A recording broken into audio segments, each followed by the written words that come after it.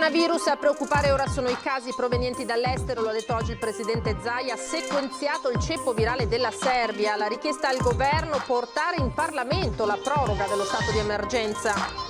Nella sede regionale della Protezione Civile è presentato il nuovo test rapido che rileva la positività al Covid-19 in meno di 7 minuti, importante novità nella lotta al coronavirus.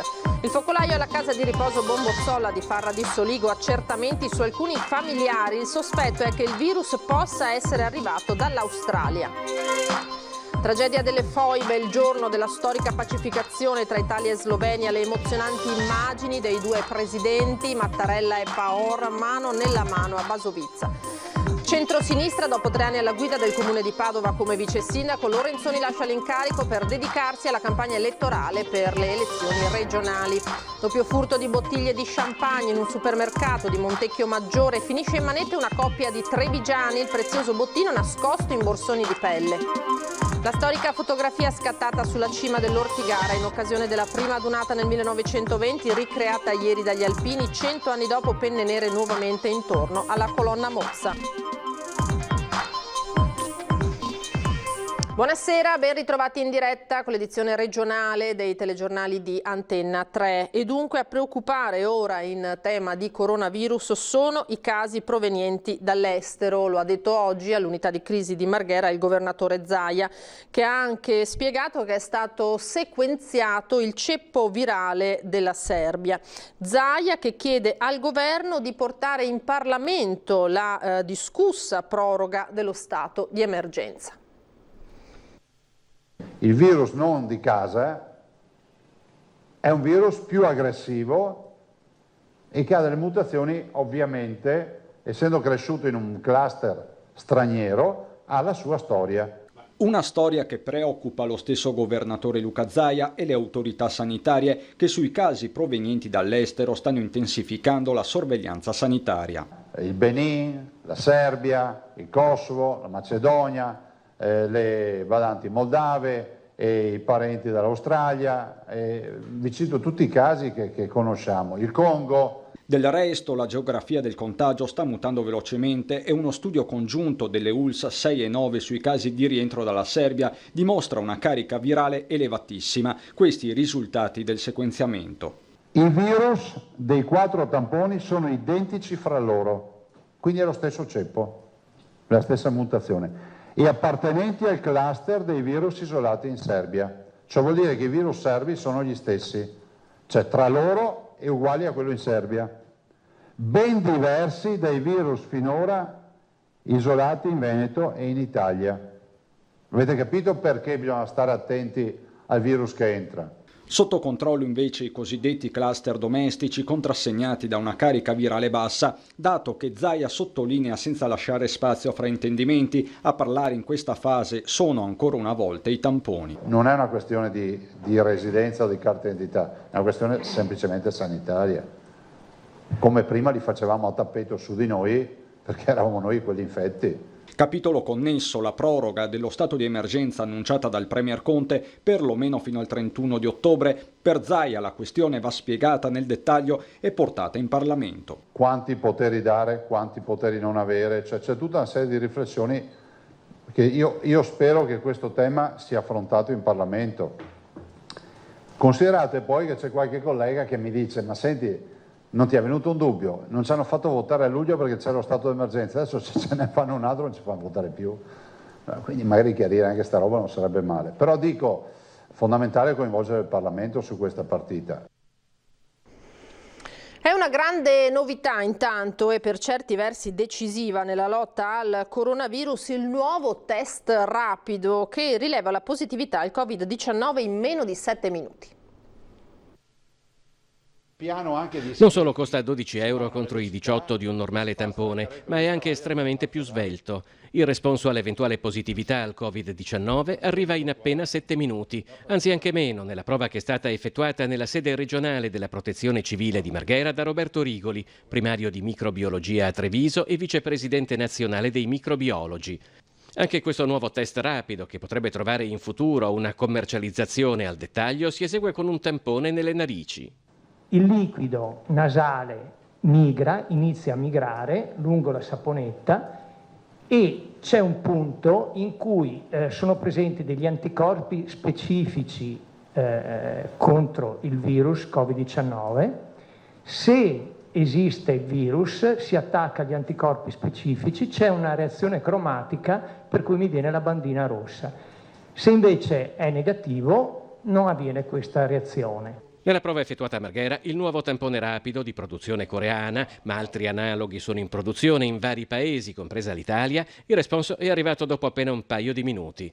La sperimentazione è già partita su oltre 1000 persone, oltre che all'US2 marca trevigiana, anche in altre aziende sanitarie della regione. I dati raccolti saranno trasferiti allo Spallanzani di Roma e al Ministero della Salute perché tengano in considerazione di inserire il test nel piano di sanità pubblica. Stiamo ipotizzando di utilizzarlo nei pronto soccorsi, perché i pronto soccorsi hanno ripreso ad avere affluenza elevata, per cui con la storia di aspettare il tampone positivo o negativo fatto in biologia molecolare, certe volte i pazienti devono stare là 1 ora e mezza, 2 ore, 2 ore e mezza. Questo test rapido mi consente subito di classificarlo. Se avessimo avuto a disposizione questo test il 21 febbraio all'arrivo del coronavirus, ha commentato il presidente della regione Luca Zaia, saremmo potuti partire a 100 all'ora nei controlli. La velocità dell'analisi consente di isolare immediatamente l'ipotetica positività che sarà poi eventualmente confermata con la biologia molecolare. Moltissime sono le aziende che si stanno preparando per produrre questo test, sia aziende diciamo così non grossissimi, sia le multinazionali. Arriveranno dei test ancora più sensibili, perché questo fa la ricerca diretta del virus positivo o negativo. Ci saranno dei test che andranno a cercare sempre l'antigene, il virus, e andranno ad amplificare il segnale. E parliamo invece del focolaio di Covid alla casa di riposo di Farra di Soligo nel Trevigiano, perché il virus è ancora un'ipotesi, ma potrebbe essere arrivato dall'Australia. Si sta facendo un ultimo screening, posso anche dirvelo, tra i familiari, tra alcuni familiari, perché sembra ci sia forse un nucleo di cittadini che sono venuti dall'Australia, che sarebbe bene testare, perché magari può essere che troviamo delle positività. Potrebbe essere arrivato dall'Australia il virus che ha provocato la positività di 8 ospiti e 2 operatori alla casa di riposo Bombozzolla di Farra di Soligo.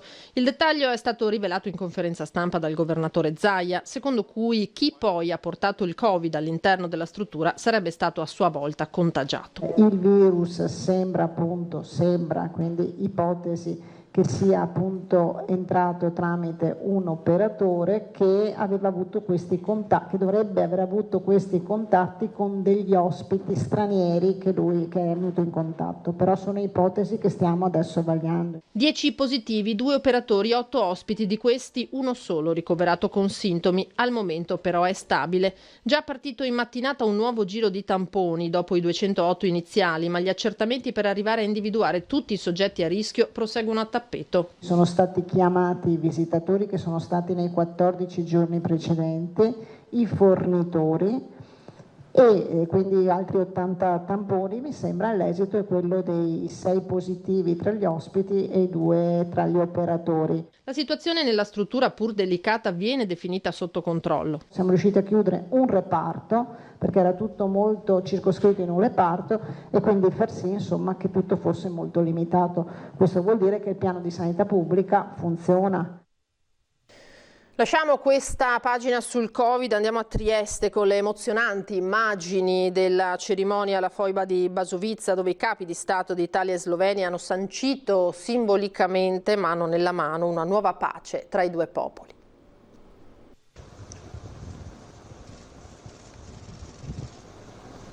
Alla fine su tutto resterà quest'immagine. Il presidente della Repubblica Mattarella e il suo omologo sloveno Borut Pahor mano nella mano di fronte alla foiba di Basovizza e pochi minuti dopo dinanzi al monumento che ricorda sempre a Basovizza le vittime del Tigre. Un gesto simbolico sincero, per nulla formale. Sembra sia Pahor a sollecitarlo dalle immagini, che potrebbe aprire nuovi orizzonti forse meno impervi nel discorso sulla convivenza possibile fra italiani e sloveni.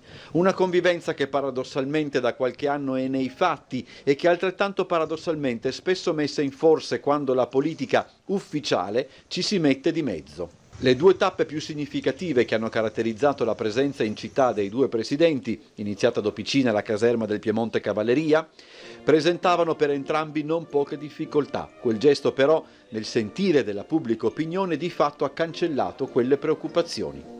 Quindi i discorsi dei due presidenti in prefettura per la restituzione del Narodni Dom alla comunità slovena.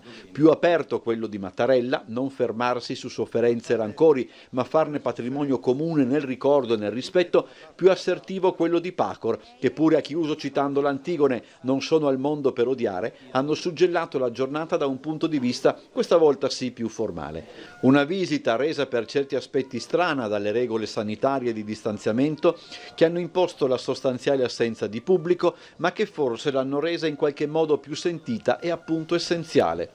Da oggi in avanti cosa succederà? Difficile dirlo. Ci sono evidente sacche di rigidità, giustificabili ben inteso ragionando di parte. Resteranno quelle due soste, quelle mani che si cercano, si incontrano e forse aspettano altre mani per aprire una pagina nuova senza dimenticare o cancellare drammi e tragedie, sapendo che una volta per tutte non è una prospettiva impossibile. Ritorniamo in Veneto perché dopo 3 anni alla guida del comune di Padova come vice del sindaco Giordani, il professore universitario Arturo Lorenzoni lascia l'incarico di vice sindaco per dedicarsi alla campagna elettorale per le regionali sul fronte del centro-sinistra. Domani lascio l'incarico di vice sindaco della città di Padova. Adesso è ufficiale, Arturo Lorenzoni non è più il vice sindaco di Padova, ma solo il candidato alla guida della Regione Veneto per il centro-sinistra. Martedì 14 luglio le dimissioni verranno formalizzate con la firma davanti alla giunta di Palazzo Moroni. Lascio questo incarico con 2 certezze, ha spiegato Lorenzoni. La prima è che quanto di bello abbiamo compiuto qui a Padova può diventare un campo politico a livello regionale. La seconda è che il percorso padovano non si interromperà con le mie dimissioni. E a chi gli chiede come mai abbia scelto di lasciare un porto sicuro come quello di Palazzo Moroni per un mare incerto e turbolento come la campagna elettorale per le regionali contro Luca Zaia, risponde così. È la consapevolezza di poter portare una logica di integrazione tra il mondo, diciamo così, dei partiti politici e il mondo dei movimenti, della società civile, di poter aiutare a fare da collante tra questi mondi. Questo è quello che abbiamo fatto a Padova e questo è quello che credo possiamo fare anche nella regione del Veneto. È un modo di interpretare la politica che secondo me è sentito vicino dalle persone. Insomma, fatto una volta, perché non ritentare in regione, chiude Lorenzoni, che però non anticipa né svela nulla su chi prenderà il suo posto in comune a Padova. La partita è nelle mani del sindaco Giordani, con cui ha avuto molti colloqui negli ultimi giorni. Il sindaco ha sul tavolo tutta una serie di opzioni e saprà scegliere al meglio. Lorenzoni descrive così la campagna elettorale per le regionali che intende portare avanti a partire dalle prossime settimane. Idee, confronto, collaborazione e sorrisi. Lascia Palazzo Moroni senza rimpianti. E rimpianti in senso stretto no, credo che abbiamo seminato le cose che si volevano seminare e alcune daranno frutto ovviamente nei mesi a seguire, alcune negli anni a seguire, ma abbiamo seminato molto bene. Ora a Murano con la cronaca, perché c'è un nuovo filone nell'indagine sulle vendite in nero attraverso l'utilizzo di POS intestati a un'agenzia di cambiavalute. La Guardia di Finanza ha scoperto in fallo un'altra vetreria. 4 milioni di euro di ricavi non dichiarati tra il 2014 e il 2018 per un'evasione dell'imposta sul reddito pari a 1 milione di euro. La Guardia di Finanza ha contestato a una vetrieria di Murano l'omessa dichiarazione, per cui il GIP del Tribunale di Venezia ha disposto il sequestro finalizzato alla confisca dei conti correnti fino a 1 milione di euro. 8 gli indagati, i 2 amministratori pro tempore della vetrieria, il responsabile di un'agenzia di cambiavalute e 5 altri amministratori delle imprese coinvolte e dipendenti dell'agenzia di cambio. Il provvedimento è stato eseguito dai finanzieri del secondo nucleo operativo metropolitano di Mestre. L'indagine rappresenta uno dei filoni dell'operazione Vetro Nero, conclusa dalle Fiamme Gialle a maggio 2018 con il sequestro di conti correnti, beni mobili e immobili per 7 milioni di euro nei confronti di 10 indagati, tra cui gli amministratori di 8 vetrerie di Murano e un cambiavalute, responsabili di una frode fiscale attuata mediante l'incasso delle vendite in nero di manufatti in vetro attraverso una serie di terminali POS formalmente intestati a un'agenzia cambiavalute complice. Seguendo il filone investigativo, poi, le Fiamme Gialle di Mestre hanno individuato un'altra vetreria. Ora ci fermiamo per qualche istante, ritorniamo tra pochissimo.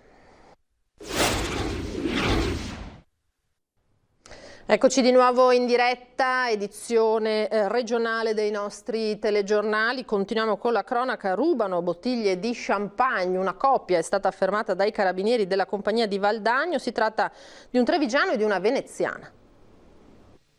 Champagne per brindare a un incontro, champagne per finire in manette. La vita a volte non ha nulla di romantico e anche il vino più blasonato può diventare bottino del furto più scontato. In questo caso sullo champagne c'è scivolata una coppia di italiani, lui trevigiano di San Fior, senza fissa dimora, già conosciuto alle forze dell'ordine, lei esolana, disoccupata. Insieme sabato sera sono entrati in azione nel supermercato Tosano di Montecchio Maggiore per tentare di rubare 12 bottiglie di champagne infilate in alcuni borsoni di pelle.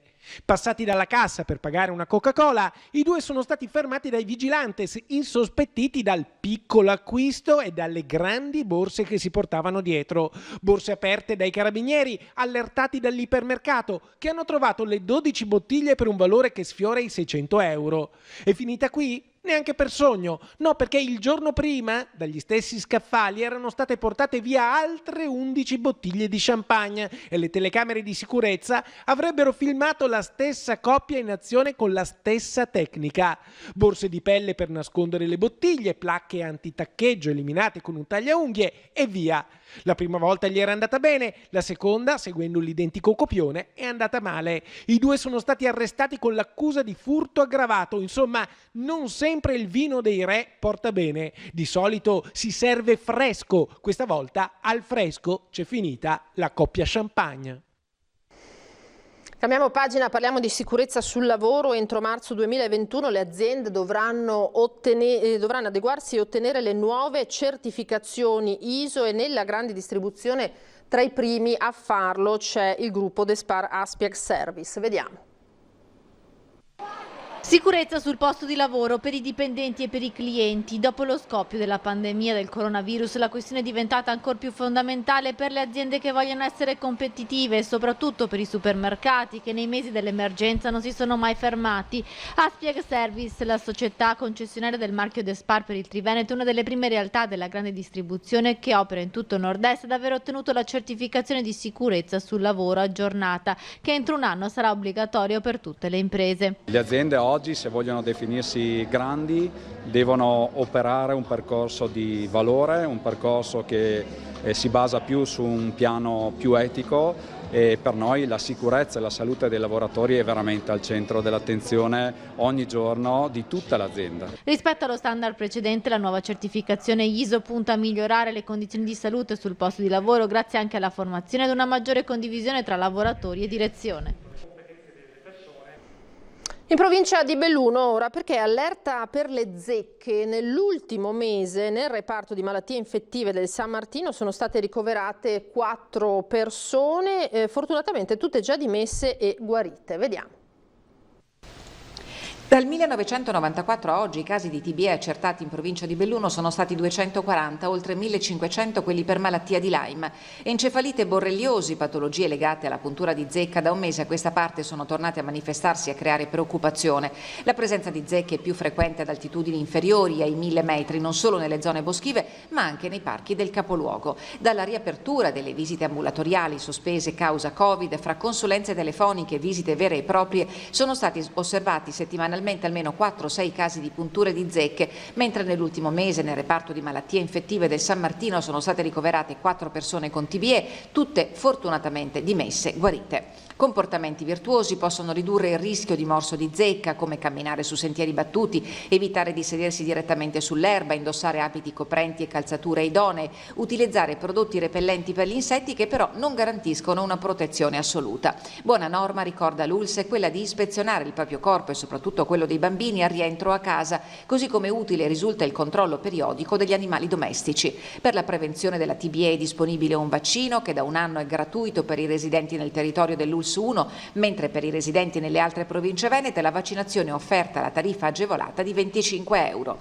Le vaccinazioni anti-TBE sono riprese sia a Belluno che a Feltre con la modalità drive-in e hanno già superato complessivamente quota 1100. A breve la modalità sarà attivata anche negli altri distretti sanitari della provincia. L'ospedale di Belluno è il centro di riferimento regionale per le patologie trasmesse da zecche. Lo scorso dicembre ULSS 1 e Istituto Zooprofilattico delle Venezie hanno sottoscritto un accordo che prevede l'implementazione dell'attività di ricerca per lo studio delle malattie trasmesse dalle zecche nell'interfaccia uomo-animale. Obiettivo: istituire un sistema di sorveglianza in una nicchia ecologica particolare qual è quella di Belluno. E gli alpini hanno voluto ricreare la storica fotografia scattata sulla cima dell'Ortigara in occasione della loro prima adunata nel 1920. 100 anni fa venne portata e posizionata sulla cima dell'Ortigara la colonna mozza che ricorda il sacrificio di tanti giovani nei giorni più cruenti della prima guerra in altopiano. La posa della colonna avvenne nella prima adunata degli alpini, molti dei quali avevano combattuto in quelle zone, e l'evento è stato immortalato in una serie di foto in bianco e nero che hanno fatto la storia dell'Associazione delle Penne Nere. Domenica 12 luglio, in occasione dell'annuale pellegrinaggio alla colonna mozza, gli alpini hanno deciso di ricreare quella foto 100 anni dopo. Altri volti, altre età, altre esperienze. Ma quel che anima il cuore degli alpini e quel cielo blu sopra l'Ortigara sono gli stessi di sempre. E ancora una volta verrà data risposta con la pubblicazione della nuova fotografia a quella scritta sul monumento, per non dimenticare.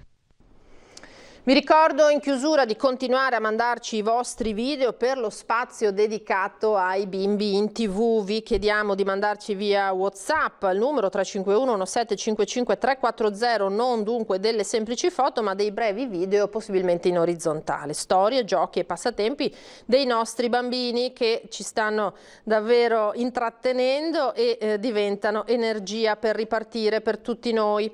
Oggi è lunedì, come sempre torna l'attualità di Ring in prima serata su Antenna 3, tanti gli ospiti sia in collegamento che in studio: Roberto Marcato della Lega, Erika Baldin del Movimento 5 Stelle, Luigi Susin di Fratelli d'Italia, Alessandro Luigi Bisato, segretario del Partito Democratico Veneto. Dalle 22:30 l'ingegner Giovanni Cecconi, ex control room del Mose, e Ilaria Marchiori di Media Nord-Est.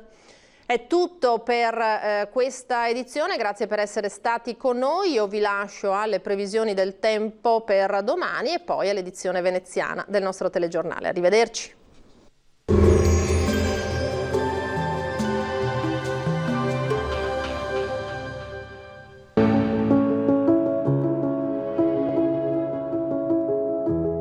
Ad accogliervi sarà Conegliano. Ben trovati al meteo. Tempo sostanzialmente stabile, ma non mancheranno dei disturbi. Il dettaglio di martedì 14 luglio. Sul Veneto bel tempo con ampio soleggiamento su tutti i settori. Il cielo si presenterà sereno o al massimo poco nuvoloso. Nel pomeriggio e in serata più nubi sui rilievi alpini dove potrebbero verificarsi anche degli acquazzoni. Temperature lievemente sotto la media stagionale, minime fino a 19 gradi, valori massimi compresi invece tra i 23 e i 28 gradi all'incirca. Stessa situazione anche sul Friuli Venezia Giulia, con sole presente su tutto il territorio regionale, vedete sarà sereno o al massimo con poche nubi sparse. Temperature minime tra 15 e 18 gradi, massime comprese invece tra i 26 e i 27 gradi all'incirca. Ci spostiamo infine sul Trentino Alto Adige con occasionali temporali qui alternati a pause più asciutte e anche maggiormente soleggiate, quindi anche qui sarà un po' instabile. Temperature minime sui 15-16 gradi, massime sui 26-27 gradi. Dal meteo di Antenna 3 per ora è tutto, grazie per l'attenzione, arrivederci.